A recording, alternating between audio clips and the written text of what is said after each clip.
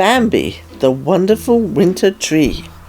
Bambi awoke one morning to find the whole world covered in a soft white blanket.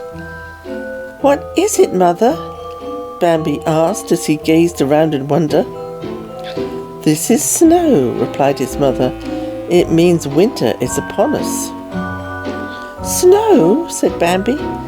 He took a cautious step, and then another, and then another.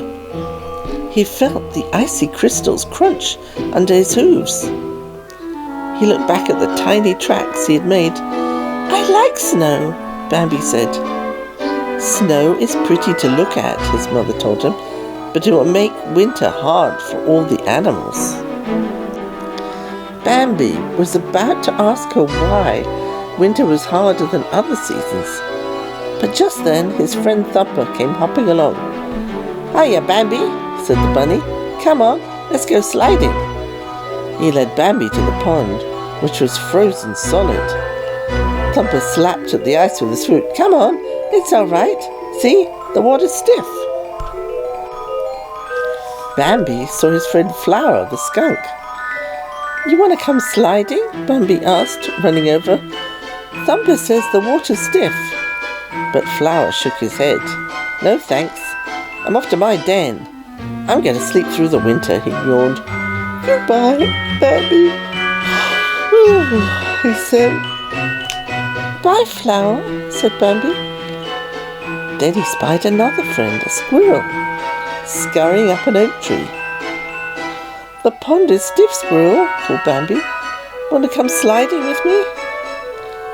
"Thanks," replied the squirrel as he ducked into a hollow in the tree. "But I have to store nuts for the long winter." He showed Bambi the pile he had already collected. "No sliding for me today." So Bambi headed back to Thumper and the ice-covered pond by himself. By that time, Thumper was sliding across the ice with some of his sisters. They made it look so easy. But when Bambi stepped onto the ice, he lost his balance right away. His hooves went sliding in 4 different directions. "Kind of wobbly, aren't you?" said Thumper. He laughed. "Come on, Bambi, you can do it." But Bambi wasn't so sure. Sliding across the stiff water wasn't quite as much fun for deer, it seemed, as it was for rabbits. And it also made him hungry. He said goodbye to the bunnies and went back to find his mother. "Mother, I'm hungry," Bambi told her.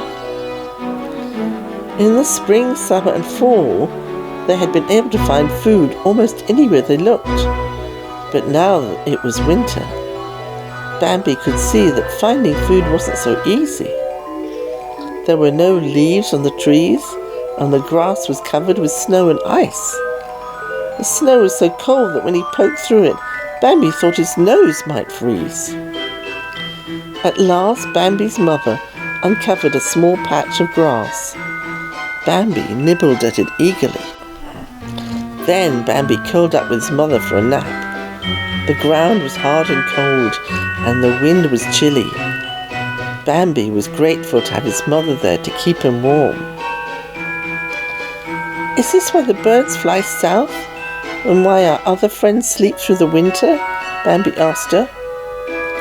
His mother nodded and snuggled even closer. "But don't worry, Bambi," she told him. "Winter doesn't last forever." By the end of December, it seemed like there was nothing left in the forest but bitter bark for Bambi to eat. The days grew short and the nights grew long, and throughout them Bambi's stomach rumbled. And then one day, something truly amazing happened. Thumper was the first to see it. "Hey, Bambi," he hollered. "Would you look at that tree?" Bambi followed Thumper's paw. He could not believe his eyes. There before them was a tall pine tree, unlike any Bambi had ever seen. It was draped with strings of bright berries and yummy popcorn from end to end.